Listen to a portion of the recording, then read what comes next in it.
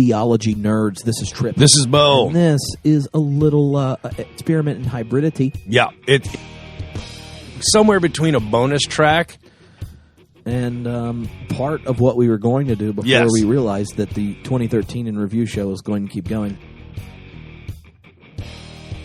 This is a little bonus track. And again, because Bo had already kind of prepared for an actual TNT, and I prepared to tell him what I liked and didn't like in the past year. And then, Bo's concluding contribution was how his favorite moment had nothing to do with me. True. Or himself. Yeah, I apologize for that. I cried.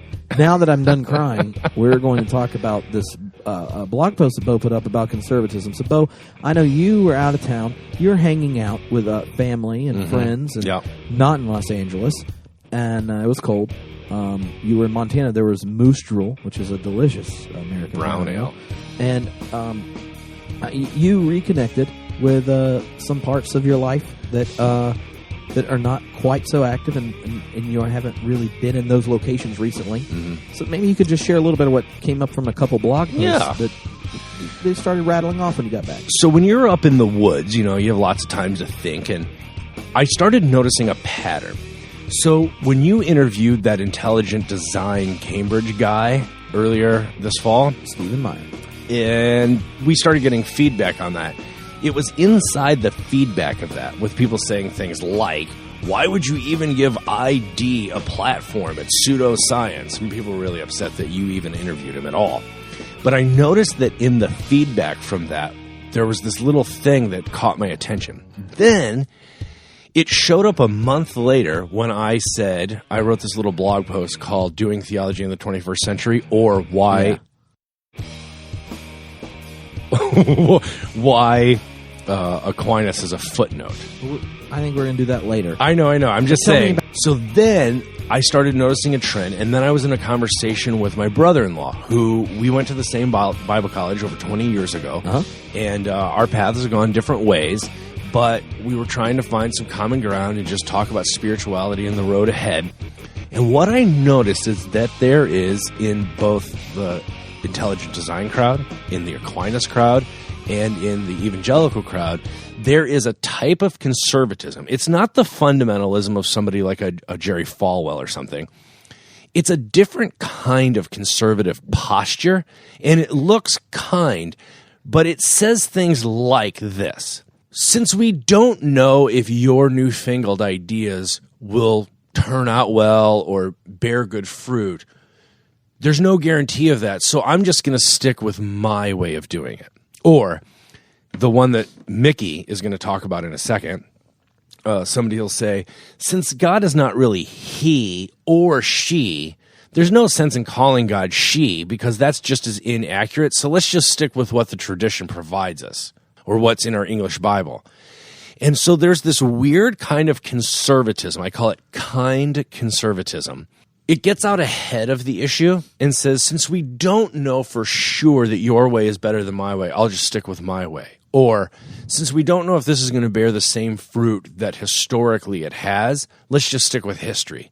Yeah. And it's a very unique, I call it smiling conservatism, that gets out ahead of an issue and then says, let's just stay with the status quo since we know what that brings. And let's not be too innovative or too progressive, or let's not, get all rowdy and try and change everything. But what it comes from, in my opinion, is a comfort with the status quo. It comes from both a place of privilege and it reinforces the privilege.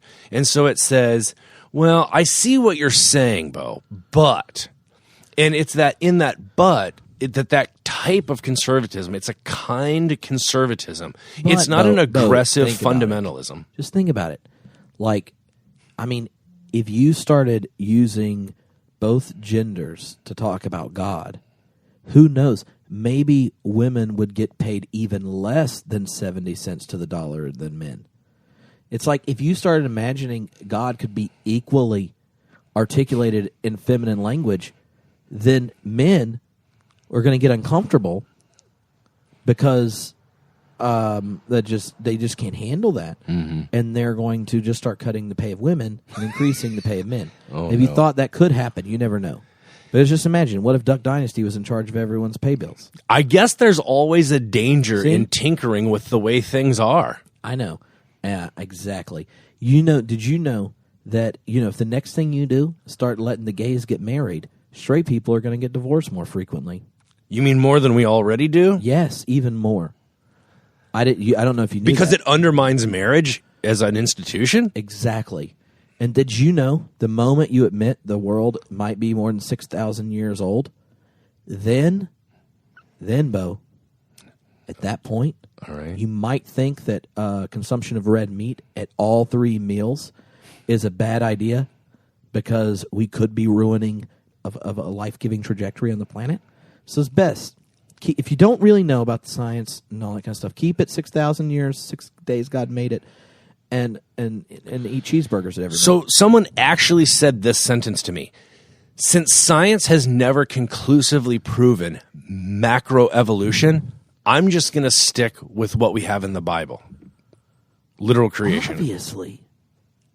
Bo. So if you can't put that final nail in the coffin of a theory of macroevolution, I'll just stick with what I have. I've seen people do this in pluralism too. They say, well, since we don't know for sure this or that, so you don't know if your new postmodern fanciness is any better than my conservatism or fundamentalism, right? Then what right do you have to say that you're right and I'm wrong, since we don't know if anyone's right or anyone's wrong, so therefore I'll just stick with what I have? You are probably nicer than I am in those situations. Maybe. Because when someone tells me that they don't know if, evolution's real, I, actually begin to discuss the science. And when they tell me they don't really care, then I said, maybe you should reevaluate your statement. And just say, since I am committed to a backwards, anti-scientific religious ideology, I don't care if it's ever been proven scientifically, because that would require me to think and possibly change my mind, which I find as a threat to genuine faith, because being an ignoramus is essential to my religious identity. Well, I am nicer than you, that's for sure. When people do that junk about, what was the second example you just gave? Pluralism. Oh, yeah. Then when people are like, maybe God's not going to throw everyone in hell who hasn't prayed this exact prayer. But don't you think you should try to get them to, just in case? It's like, and I had that conversation with someone very close to me recently, and they're like, okay, I get what you're saying, Tripp. Maybe God's goal in Jesus was not to save all those who ask Jesus in their heart because God beat Jesus up to avoid hell. Maybe that's not true. Maybe God's as nice as Jesus, like you're talking, and maybe God's working in all the other cultures and traditions and stuff to connect and communicate this love that we've come to see in God's revelation in Christ. I mean, maybe all that. But honestly, when you're talking to someone in another religion, like a Catholic, oh, no. Don't you want to make sure they've asked Jesus in their heart? Oh, I've heard because this. What happens if they see Jesus and know who he is, but they don't have him on the inside, and they go to hell? Do you want to be responsible for that? See, when I meet someone like that, Bo, I probably again don't respond in the kind of compassionate tone you call that kind conservatism. To me, what they're doing is just borrowing the ambiguity that you are comfortable with as a progressive, and they're okay. They are going to admit they don't know everything, or they're going to call it some mystery, and they go, okay, that's nice. So since you don't know completely, and I'm actually 178% sure, which is 1 past 177, and 77 is the holy number, so it's even more than holy belief, confidence. Then why don't we just go with what I'm saying? Because nothing builds bridges to my Catholic friends who might be going to hell like asking them to ask Jesus in their heart. Lord knows, next thing you know, you're going to tell me that before we got here and told all the natives about Jesus, that God wasn't, preparing them for damnation, or that maybe Buddhists are not like this giant religious tradition of Satan. Like you, I see where you're going. And I had this moment over Christmas break with certain people that are near to me, and I don't know how that's kind conservatism. Well, it has a smile. It's a smiling conservatism. It's not the flat out aggression or the animosity filled confrontational kind of fundamentalism that often makes itself on 24-hour news cycles. It's people who are willing to hear what you're saying and say, oh, yeah, so everyone's perspective is, it's kind of equal and we're all coming from different places. So therefore, you can't tell me that I'm not allowed to say what I really think, since we are all allowed to say whatever we think. So if you're going to be inclusive, you can't be exclusive of my exclusivity, right? It's a little game they play. Let's go to Micky Jones, elder, newly christened elder, Micky Jones. Let's hear what she has to say, and then I want to come back and ask you a question. Where is Micky Jones these days? She's down in Tennessee. I know, but where is she going to school? Yeah, she's at George Fox. Oh, George Fox, like a new 6-month sponsor partner right here at Homebrewed Christianity. Just wanted to throw that out there. Oh, yeah. You see those at blog, all the links on the website. Yeah, if you go to the front page, you'll see that George Fox has a new tagline. Pretty cool one. Asking dangerous questions. And they may have asked one to Micky because she was a little frustrated with you in this blog post. Well, she took exception to one of my examples. Yeah, but everyone knows good conservatives, when you quote someone else, even if you're disagreeing with them, you're allowed to pretend the person said it, because differentiating quotes and the intention of the author requires close reading and receiving the other person's voice as it is intended, and that's an important thing not to do.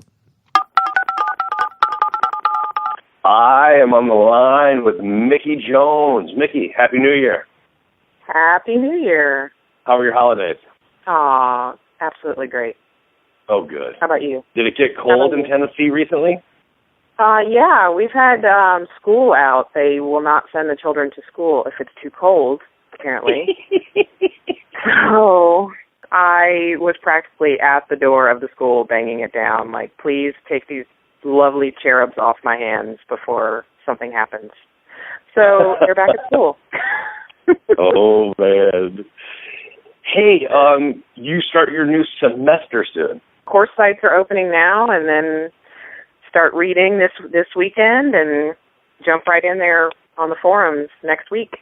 What are your classes this semester? So I have Native American history and mission, world religions, and New Testament, spirituality, shame, and grace. That's quite a nice little basket of goodies. Yeah, I'm a little worried it's going to kick my butt, not academically, but like emotionally. Those are some pretty deep things to be thinking about and talking about, and for sure. And with this program, it's very interpersonal. You're expected to bring things to the program. You're expected to share yourself and be vulnerable and work through it. So yeah, it should be an interesting journey. Well, I look forward to hearing as you progress through that, because you got some history stuff, you have some world religions, you got the New Testament, and then you have the spiritual formation component. So that's a pretty well-rounded semester. Yeah, it's going to be great. And it'll be fun because I'm planning with the world religions class to visit different places of worship with friends of mine in the Nashville area. So I've already hooked up with a friend of mine who she is Islam. She, worships at a local place, and so we've already connected, and she said I could come with her, and I have some Jewish friends who said I can come, and I'm supposed to be going to lunch for hot chicken with a rabbi, and so I'm excited. Cool. Hey, listen, earlier this week I put up observation, a blog post about a kind of conservatism. And you said you had some thoughts on that. And so I wanted to say, just before you give me feedback, that we live probably in a very different context. And so the conservatism that you have a reference point for is probably a little different than this kind of conservatism I was talking about. So what are your thoughts on that whole thing? I thought it was really interesting the way you were framing it. The first part really stood out to me. Now, these were actual conversations you've had recently, right? Right, yeah. the first one really got me thinking, since God is not a he or she, we gain nothing by using feminine pronouns for God. So let's just stick with the tradition we have and the way it is in the Bible. Mm-hmm. That sounds like a fun conversation. Oh, oh yeah? I'm glad you think so. I mean, I think, like, that comes across differently, I guess, to me as a woman. Like, hearing that is essentially like being punched in the chest. It got me thinking all kinds of things, you know, and it actually took me back to some Letty Russell that I read this past semester. We read Church in the Round. Okay. She says in there, Father is a parasitic reference for God. And so, you know, it's like you start calling all copies Xerox. You know what I'm saying? Mm-hmm. So it's like you start calling God Father, and that's all you can't. And then you can't separate the two. You call all tissues Kleenex now. Right. And I think for a man, and for some women too, like, and for me for many years, that didn't bother me. For God to only be a man or only be male, because it didn't necessarily mean anything to who I am. But it eventually did start to bother me. And like you were saying, you know, that comes out of that conservatism. Like, they somehow think that they're holding on to what's always been there. But my question is it something that's always been there? Mm-hmm. You know, because the further back you go in tradition, and as you even look at different traditions, we have looked at God as male and female. Mm-hmm. You know, it's less of a kind of conserving the past as it is, I would say, a rootless fundamentalism. Okay. Because it's picking a point in history and saying, this is where we started, and so I'm just going to believe this because this is the beginning of everything. Mm. But if you take the church as a whole, or theology as a whole, and spirituality as a whole, and religion as a whole, there's always been a feminine aspect to God. Mm-hmm. So to claim that the way to look at it, or the way we've always done it, or the tradition is male only, that's not really true. No, I think that's a good point. The thing with this particular series of conversations that's a report on is that these are people who recognize, I mean, they're in a different boat. They recognize that pronouns are just, you know, signposts, that they aren't the road themselves. They just tell you what's coming up on the road, like there's a bend up there, but it's not the bend itself, right? So it's just a signifier. And since it's just a signifier and God's not like ontologically male, I mean, like, if you look up beyond the clouds, you don't, like, you know, look up on a big man up there. So right. God's not actually male. And so since God's not male or female, so they're so far out ahead of it that they end up just circling back around and saying, well, it doesn't do any good to say God's she, because God's not she or he, so let's just keep it the way it is. That's what bothers me, is that they're far enough out ahead of it that they understand that it's just a signifier, but the result is, so let's just keep it the way it is. You know, God transcends gender. Yeah. It's just lazy to just use father, because in reality, you could take it to another level where we're having to either just say God all the time. And here's the interesting thing. I saw this. Some of our professors made it really clear at the beginning of the semester we were not to refer to God as male. We were to use just the term God. Well, what I noticed is as the semester wore on, even with the professors, the male pronouns started coming back in. Oh, you're kidding. And I was like, seriously? And it bothered me, because I was like, we're trying to establish here that we're not going to be intellectually lazy and fall back on God as he. We're going to understand that God is bigger than he or she. And I should have just started using she all the time, because that made people pay attention. But people get a little uncomfortable. If you switch to just she, people get uncomfortable. But if you just use he, we're cool with that, because that's the way it's always been. But it's not really the way it's always been. It's weird. People say, well, it's not accurate to say God is she, because that feminine isn't the totality of God's revealed nature. But no one says, well, so therefore we shouldn't use he either, because that would be the same thing, right? People don't get, like, why are we more uncomfortable with one than the other? Mm-hmm. You know, over the break I started reading Pastrix, Nadia Bolz-Weber's autobiography, and she quotes Mary Daly in it, saying, if God is male, then male is God. Mm-hmm. And that's why I said it felt like a punch in the chest to me as a woman. And I think it's harder for people, I think maybe it's harder for men to see it that way. But when you know that God is male, or God is father, or God is he, then you know as a woman intrinsically that God is not. You can say all day, you're made in the image of God, but if God's a man, how am I made in his image? Like, how does that work if God is male and I'm other than that?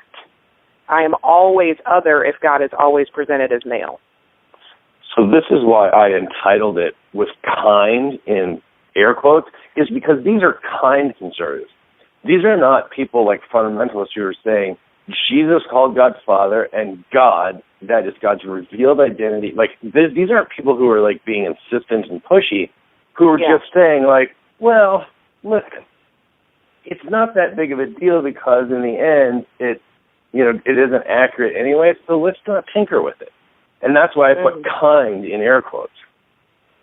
Right, but this is where feminist theology and womanist theology comes in, because it's doing theology from the margins. It's doing it from a different perspective than the dominant perspective. And the dominant perspective says, it doesn't really matter because we're all equal and we all know that God is transcendent of gender, but it's just easier for us to all just keep referring to God as male. Like, can we just do what's easy? Without understanding what message that sends to women, and to everyone, to only be looking to God as male, which I think is why it is powerful when you see both in the past and different Christian movements, whether they're more mystic movements or whatever, or even the Eastern Orthodox Church, that it's almost like this God the Father was coupled with the Holy Spirit, or the idea of wisdom as kind of the feminine component, or even Mother God, that type of thing. Yeah. And that was almost always that equal or just partnership of male and female. And it was put out there. I mean, and you see this in a lot of kind of maybe pagan or New Age too, this idea of needing both that male and female energy, male and female spirit. And that's an ancient idea. People can say it came from all different places, why it was maybe taken out of Christianity or downplayed in Christianity, but it's not unorthodox to kind of have this idea of there being a female component of God and talking about it. It's just like it's so hush-hush now. We can't talk about God having that femaleness as strongly as a maleness.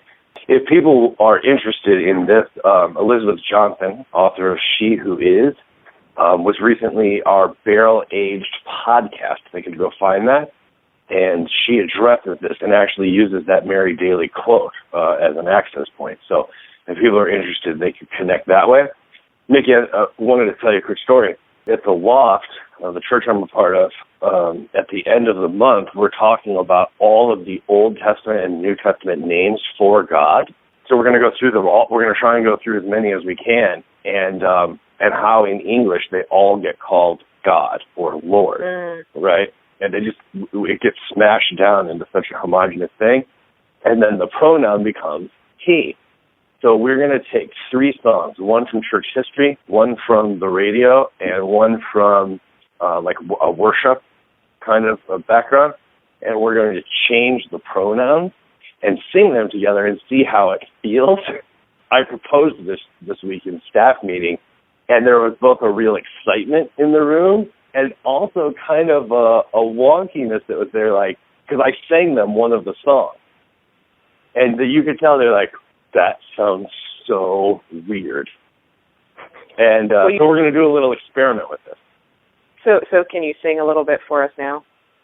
Well, I haven't warmed up the pipes because it's still early here on the East Coast. But you know the song "How Great Is Our God," that famous worship song?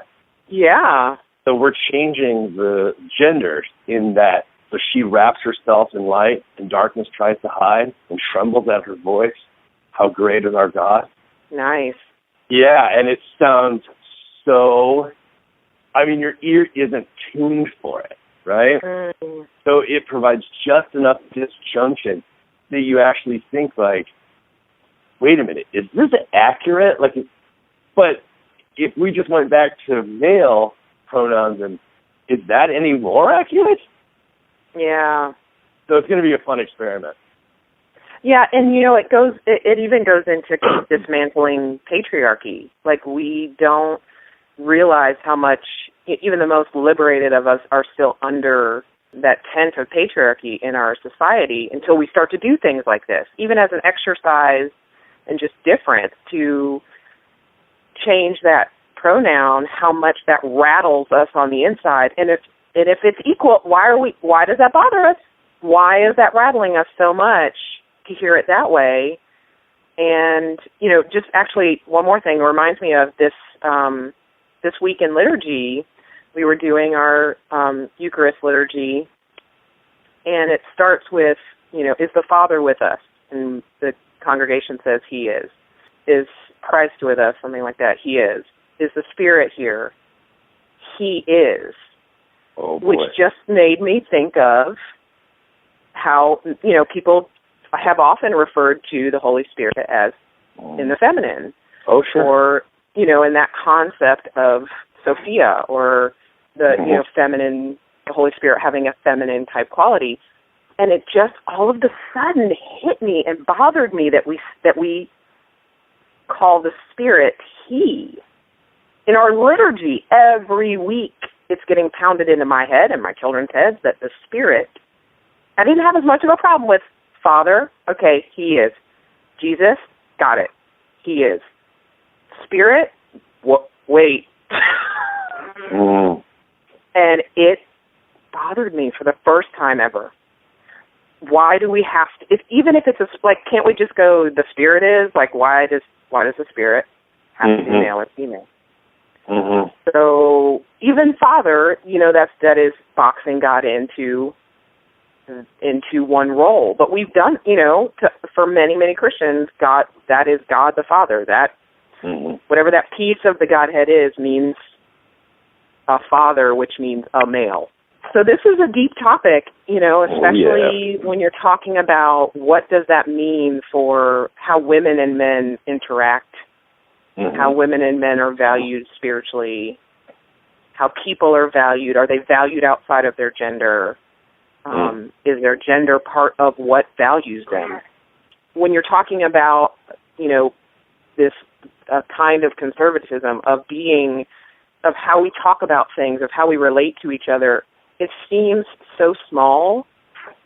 It seems like it's one little piece, but it has to do with the overall world we're creating for everybody and the overall faith tradition we're creating. And those really, really small things go a big way in making that cultural shift and making that theological shift out of patriarchy and out of very specific way of thinking that many of us just have taken for so many years that we don't even question. It allows to even open the question when you start to say she. So I think it's really powerful. Yeah, well, I appreciate your feedback on that, and I think that you have made a very strong case that while I pointed it out as a minor problem, that I may have understated how deep the root of that problem goes. So I really appreciate you bringing that to the forefront. Because what happened is people will say things to me like, listen, for centuries, women have been faithful disciples in the Christian church calling God Father. It's not a problem. And what's to say that if we go with your fancy schmancy new way, that it's going to bear the same kind of fruit? And since we can't guarantee that your new way is as good as the old way, let's just keep the old way. But you were saying, not so fast. the argument is, how do we know if it's going to keep bearing the same fruit? I'm like, I sure hope it doesn't. I think that we need some new fruit, some non-rotten fruit. We need some, bring it. Let's see what happens, man. All right. Well, thank you. I look forward to talking next week. Sounds good. All right, Tripp. So Micky has represented her objection well. I think that, she brings a lot to the table as far as those concerns. Here's my question for you. It's a real question.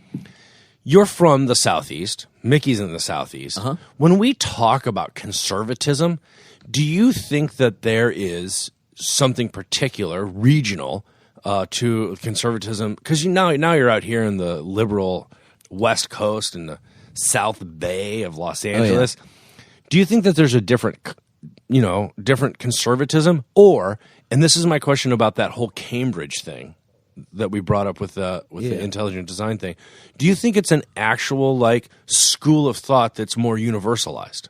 The biggest difference, I think, between West Coast and Southern conservatism is, two. One, in the South, conservative Christians are responding to the downfall of their culture dominance. Like, if you were to tell what is the dominant religion of America in the 70s, in the 80s, and especially in the Southeast, it was Southern Baptist. And so that's not the case anymore. And so there is the kind of getting over the privilege and dominance that happens in culture, and that's also a threat to one's life. And you could see it all the way to the idea that your T-ball team might practice on Wednesday nights when you have your third church service is our big threat. Blue laws, those kinds of things. So I think there's no Christian culture dominance in Los Angeles. No, quite the opposite. So I think part of the conservatism then is, and the difference is kind of being defensive about a place you used to have that you kind of had the legs kicked out and you wish it was that way. Okay, makes sense.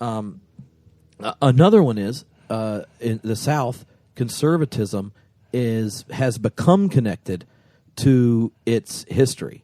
So conservatism in the South is also connected to just Southern identity in and of itself.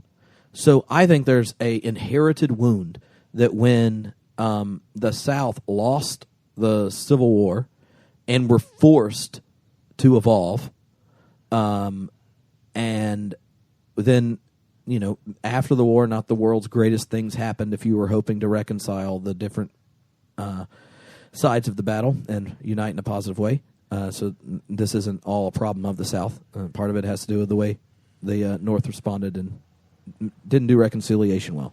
Then you throw on top of that the way that dividing line was then capitalized on in American political battles, so that one's identity as a Southerner, especially a white Protestant Southerner, was connected to the culture war card in battles between Democrats and Republicans. It was connected to a nationalism card, like we are supporting the soldiers in war and the Democrats were against Vietnam. It was attached to your cultural identity for segregation versus against, and those kind of things. Now, it doesn't mean that our conservative friends in the South today want separate schools or whatever, though in my home in Wake County, we have someone trying, and my governor, Pat McCrory, in North Carolina is coming up with some wonderful new laws to make sure African-American students don't get to vote, whatever you want to call that. And maybe it's not race, maybe it's just happens that he likes a state better when poor and minority people don't vote. But it doesn't have to do with the fact they're a poor minority. It just has to do with they don't want to vote for him. I don't know. But I say that in the sense that I think conservatism in the South is actually attached to wounds that are there. So that's how you get Southerners feeling like they are being persecuted all the time. Right. Which is like the Duck Dynasty thing. Right. Like, oh my God, like Why people are so shocked, right? I have no idea why he didn't think he would say something like that, since everyone already knew he thought that. Sure. It's on the internet. Sure. He repeats stuff about homosexuals and stuff that are weird. But I heard that all the time from similarly located men that are white in that generation. Sure. Now, when he says the junk about race, why that wasn't a significantly bigger deal, and that should be the key for you to understand that a Southern white men have no idea when they're conservative in that way how the wounds of the past are completely determining the way they experience and see the world. That it happens to be the culture war issue now is around homosexuality, and he says something dumbass and backwards. Shouldn't be a big deal. But if your aside about race is that you aren't sure that Jim Crow did anything negative and that slavery may not have that positive a legacy, and in fact, the big problem for African Americans in the South is that they received assistance in breaking the cycle of poverty and education and geographical segregation to poor, overpolluted areas in the South. That to me is a signal like why the Southern conservatism is different, and why my friends in here, right, in L.A., who are politically conservative or religiously conservative, think it's weird when I talk about conservatives from the South. They don't understand them. Right. For them, it's more ideological, not experiential in that same sense. Yeah. It's not an identity thing. Right. In L.A., like if you meet a conservative people, sure, they're they may not like going to a church where there's gay marriage, but they don't care if that they're like more open to having gay marriage or civil unions. And they just want to keep more of their tax money. Yeah. And they want a bigger military and that kind of stuff. Yeah. So to me, that's the biggest difference between the two. And it is substantive. And there's a weird mix of religion, nationalism, history, and all that stuff there. Which does mean, I think that if we're trying to address it in a positive way, we have to deal with it a little more sensitively than we'd like to. Like, it frustrates me, and I say stupid stuff and get irritated with someone, but I like to see when someone has the wounds and are holding the wounds the way a lot of conservatives in the South do it. I think that's one of the times, like, using the metaphor of demonic possession is appropriate. Because what is it that's holding them in this kind of twisted and sick relationship with their neighbor? It's not because a human being naturally is born and then decides to do that. Mm-hmm. You hand the wounds down and you carry them, and then you pick other things to be conservative about because you don't want to talk about the wounds. The reason I framed the question the way I did for you is because I remember an interview you did a long time ago with Bill Leonard, your professor at Wake Forest. And he talked about all this political stuff being that he called it the death rattle of Protestant hegemony in the South. Yeah. Now, let's contrast that in closing with this Cambridge intelligent design, that kind of hesitancy of saying, since we don't know X, then I'm going to stick with Y, kind of perception of how that sounded. Is that different philosophically? Okay, you know how like sometimes there are always two conversations that happen when you're debating something? Sure. So like one is the conversation you and I have before we go into the meeting. Mm-hmm. And we figured out that Bo and Tripp, the goal of this meeting to end is X. Mm-hmm. And then we think, who's in this room and how can we get them to X? And we go in and they're like, man, Tripp and Bo are really going at each other. They're arguing, and you're playing good cop, obviously, and I'll be bad always, cop. Yep. And then by the time we get done, we quote compromise, and the group agrees to X, which was our goal before the end. Gotcha. I think there's like conservatism that tries to function that way. So like when you say, oh, it's not nailed down, so we have to present the debate. And the other option is creationism, and then they're like, that's religious. Oh, it's intelligent design. Did we take out enough Christianity? And you saw in the interview, Stephen Meyer, the moment I started asking like religious questions like Jesus and stuff, he was, one, uncomfortable, two, couldn't even respond to them in a critical way whatsoever. I mean, he was just repeating orthodoxy of conservative Protestant theology. And like he couldn't understand why religion science debate would be worried about a divine action in theodicy. And his answer was to tell me Hume's understanding of a miracle and then agree with it and say, yeah, and they happen. I was just like... You were going to fly off your chair at that point. I was like, oh my God, this is nuts. So we're conceding the definition of a miracle to someone who did not believe in them and then trying to play by those games? Yeah, he's like, so since miracles are by definition, not expected and unrepeatable, I was like, oh my God. Anyway, I was like, that's David Hume. He goes, yeah. And I'm like, oh. Anyway, listen to it. Because what I think you notice is, one, he had no interest in going to being Christian because his goal publicly as an ID person is what creationism is, like what we do before the meeting. Then we go into the meeting and we do ID. Interesting. And because our goal is basically that we get X and Y taught in a public school, which is like real science and then pseudoscience. That, I think, is what goes on there. And you see it like not only there, but when conservatives will currently, right, everyone's obsessed with poverty because, well, I don't know, that's a legitimate thing. And our present Pope actually, told everyone that you should probably talk about it, especially if you're Christian. So now you have a bunch of Republicans that won't extend benefits or pass a farm bill or unemployment benefits, that kind of stuff, having to talk about poverty.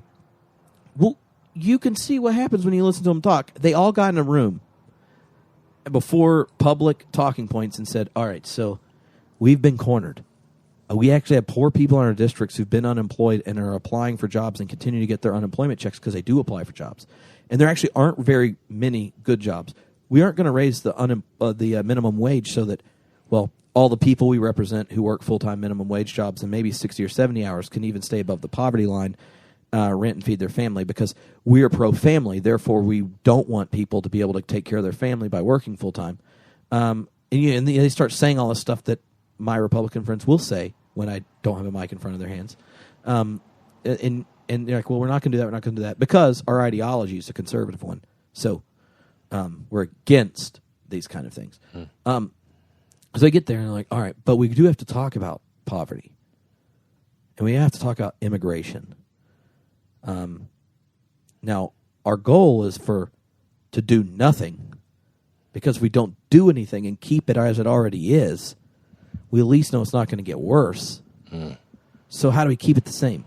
And they're like, all right, so let's come up with a way to say we'll do something about poverty that is so small, anyone who cares about addressing poverty will get mad. And they will not go along with it. And we'll say, look, we tried, but the Democrats, we were like, well, we'll raise the minimum wage 3 cents, and they're like, oh, really? Come on, be serious. But I think there's that always going on. And what happens is some people, not theology nerds, of course, but some people don't recognize that everything is propaganda. Everything is. And so you have to do it well, and you have to do it for what you see is good, true, beautiful, and such. But it is propaganda. And so I think there is this, let's be conservative and let's figure out how to communicate ideas of conservatism in a way that people can grab on, hold them, and articulate it, and it really gets to our agenda. Same way liberals do it, too. Like, we could go over how to get people to agree with you about liberal ideas anyway. And I'm sure some people are going to say that that's what we do all the time about process theology, but... we try. But so I think that that you're kind of, what do you call this kind conservatism of, but what about this, what about this, is really you're hearing the performance, but the decisions were made elsewhere, right? So Stephen Meyer's book, Darwin's Doubt. Well, Darwin doubted things. Surprise, the guy who invented evolution doubted things. Okay. And he points out certain concerns of Darwin. Then he goes, well, if we're trying to get ID, let's find some science, pick a certain version of the Cambridge explosion, put lots of charts and junk in here, talk about science a lot, so that when people ask about the science, 90% of it everyone agrees on. No one will agree how we're going to read it. attach it to a Darwin quote, and then run around telling conservatives that Darwin doubted. Here's a bunch of science everyone agrees on. They don't like this part because it's against their hegemony, and the only other option about it, evolution, is like a neo-Darwinist, materialistic determinist. And when you get on a podcast and get asked about different forms of emergent evolutionary panentheism or process thought or John Polkinghorne stuff, and you ask any of these others, and he's just like, well, basically they're wrong because they aren't ID, and ID is the alternative to atheist materialistic determinism, because ID, when you add Jesus to it, is conservative Christianity. If you add it to John Polkinghorne, it might be Orthodox Anglican theology that is sound because he's an actual Anglican priest and a quantum physicist, but it's not really going to create the opportunity to be conservative evangelicalism. So let me dismiss it. Oh, Philip Clayton. Yeah, he doesn't know what he's talking about because in the end, and you heard him do this in the interview, he just dismisses everything, creates two options, and then says, can't you just at least listen to my option? And then conservative people that hear science seems reasonable. I don't want to be an atheist. And they're like, therefore, ID. And Okay. It's a game. I was, and just so people, I got harassed about this. I was really trying to be nice and let him make his case. And and I asked questions and was hoping that people would pick up that he basically dismisses the entire field of religion and science, the questions they ask, the conclusions they come up with, and the opponent he's arguing against is a very particular account of evolution that even like atheist, evolutionary theists aren't going to go with anymore. Anyway. All right. Well, I'm glad I asked. So that was interesting. We'd love to get your feedback. Obviously, this is an ongoing conversation. It's just the tip of the iceberg because there's something very big and contentious going on in our culture, and I just wanted to try and tap into one aspect of it. So, Tripp from North Carolina originally, Micky Jones living in Tennessee, and me out here on the left coast trying to throw out some ideas. We'd love to hear feedback. Come to the Speak Pipe and give us some feedback. This has been fun. Little bonus track. Boom.